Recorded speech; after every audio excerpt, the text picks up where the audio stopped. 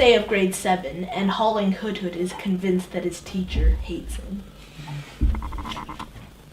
I needed to have an ally in the war against Mrs. Baker. "How was your first day?" my mother said. "Mom," I said, "Mrs. Baker hates my guts." "Mrs. Baker doesn't hate your guts." "Yes, she does." "Mrs. Baker hardly knows you." "Mom, it's not like you have to know someone well to hate their guts.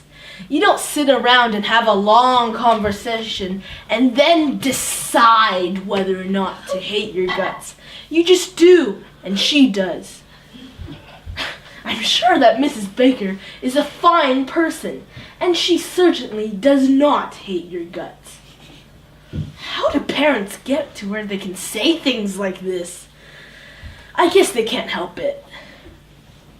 So right after supper, I went to the den to look for a new ally. "Dad, Mrs. Baker hates my guts."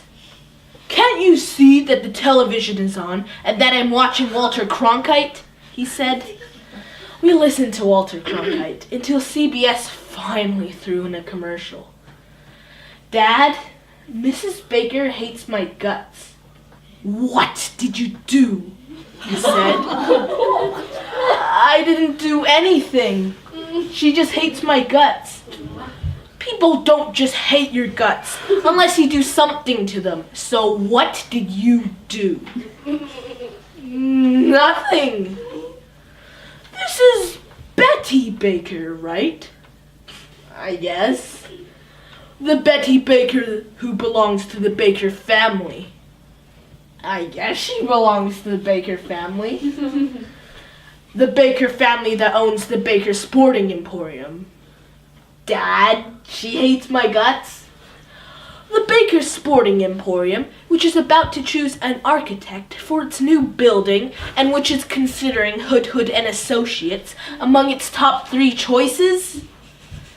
"Dad, what did you do which might make Mrs. Baker hate your guts, which will make other family members hate the name of Hood, which will lead the Baker Sporting Emporium to choose another architect for its new building, which will kill the deal for Hood and Associates, which will drive us into bankruptcy, which will encourage several lending institutions around the state to send representatives to our front stoop holding papers that have lots of legal words on them, none of them good, and which will mean that there will be no Hood and Associates for you to take over when I am ready to retire?" "I guess things aren't so bad," I said. "Keep them that way," he said. This wasn't exactly what I had hoped for in an ally. There was only my sister left. To ask your big sister to be your ally is like asking Nova Scotia to go into battle with you. But I knocked on her door anyway. She pulled it open and stood there, her hands on her hips.